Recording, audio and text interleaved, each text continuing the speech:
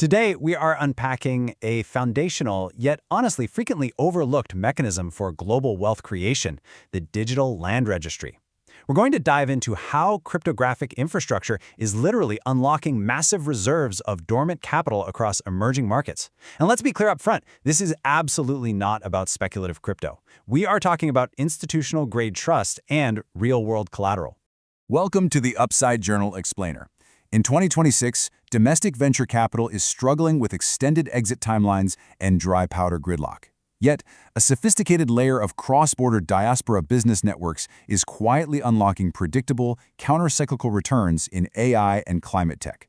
Today, we're breaking down the hidden alpha traditional funds are missing. To do that, we've broken today's intelligence briefing into four main acts. First, the VC paradox of 2026. Second, asymmetric information and verification. Third, digital land infrastructure architecture. And finally, the repeatable flywheel framework for operators. Let's dive in. Let's kick things off with Act 1, the VC paradox of 2026.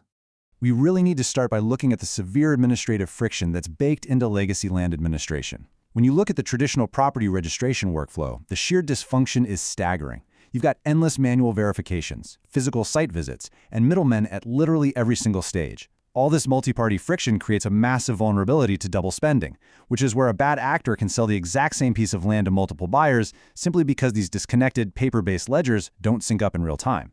It is a system fundamentally designed to fail the modern investor.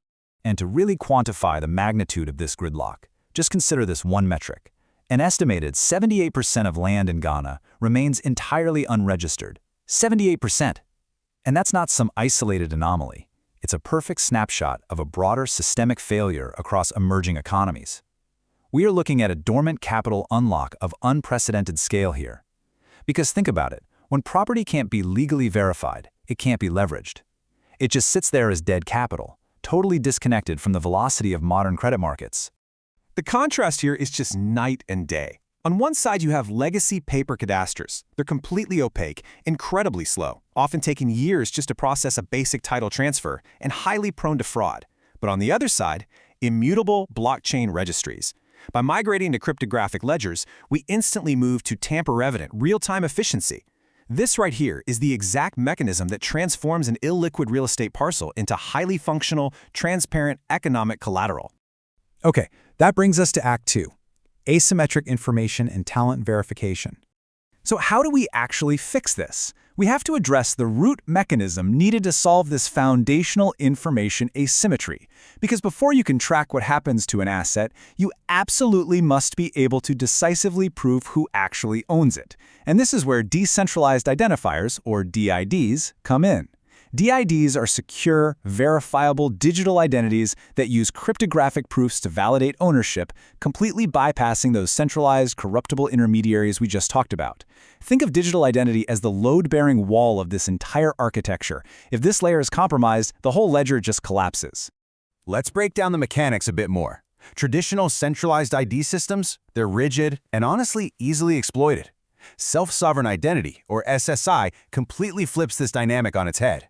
SSI integrates biometric verification and allows for selective disclosure. What that means is the identity owner shares only the specific cryptographic proof required for that one transaction, not their entire data history. This establishes serious institutional-grade trust, especially in undocumented or marginalized communities where traditional government IDs just don't exist. Which leads us to a really critical, structural question that operators have to answer. How do we ensure cadastral accuracy if the national ID system itself is incomplete? This is such a great example of the trap of superficial modernization. Look, if you skip straight to deploying a blockchain ledger without first solving cryptographic identity verification, you aren't solving fraud. You are literally just digitizing it. Identity must precede the ledger, period. Moving right along to Act 3, digital land infrastructure architecture. Let's get into the technical execution and see how this actually builds a resilient, institutional-grade stack. Notice the evolution from centralized databases to distributed networks. But there's a really critical distinction we need to make right here: permissioned distributed ledgers. Credible, sovereign deployments do not use public permissionless blockchains. Instead, they use permissioned environments where only verified government agencies, licensed surveyors, and financial institutions operate the nodes. This gives you all the necessary tamper evidence and cryptographic verification, but without exposing vital national infrastructure to public token speculation. Now, the architecture required for this kind of dormant capital unlock operates across 5 non-negotiable layers. First, sovereign digital identity. Second, immutable ledger storage for tamper-evident historical data. Third, smart contract escrow. Fourth, legal interoperability. And finally, automated dispute resolution paths. You absolutely need all 5 of these functioning in total unison to successfully convert an illiquid asset into high-velocity collateral. Layer 3 really deserves some specific attention here. Smart contract escrow is essentially self-executing code that lives on the distributed ledger.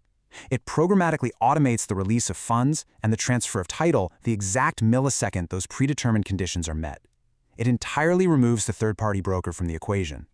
And by eliminating that settlement risk and all the administrative lag, this single mechanism is a massive driver for generating institutional-grade alpha. But here's the thing. A digital registry is completely useless if it just exists in a vacuum. API-based interoperability is absolutely mandatory. The cadastre has to connect programmatically to banking infrastructure, legal courts, and tax authorities. Think about it. If a commercial bank can't instantly and programmatically query a title status for mortgage underwriting, you haven't achieved collateral velocity at all. You've just built yourself a very expensive digital filing cabinet. Finally, let's wrap up with Act 4, the repeatable flywheel framework. So how do we tactically execute this modernization on the ground? We need an operator's playbook, and deployment has to follow this sequential flow. Step 1. Auditing legacy paper cadastres to reconcile decades of physical and often highly conflicting survey data. Step 2. Establishing strict cryptographic key management tied directly to that digital identity layer. Step 3. Aligning with local and national regulatory frameworks to make sure these digital titles are actually legally admissible.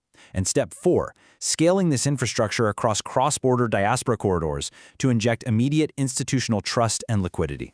And honestly, this highlights the ultimate reality of infrastructure deployment. Governance answers must precede code deployment. Actually, scratch that. Before a single smart contract is ever written, you have to determine who legally operates those ledger nodes. What is the mandatory migration protocol for all those existing paper titles? And crucially, who bears the liability if there's an error in the initial digitization entry? If you ignore these institutional incentives and governance protocols, the whole architecture is basically guaranteed to fail the second it makes contact with reality. Capital has become highly commoditized, but the infrastructure to execute high-trust cross-border deal flow is rare. To get ahead of these macro signals and access our premium investor network, subscribe to the Upside Journal and join our membership communities. But I'll leave you with this to think about. As these digital registries rapidly come online, will your fund be positioned to capture this newly unlocked liquidity, or will you be left relying on paper in a cryptographic world? See you in the next Daily Drop.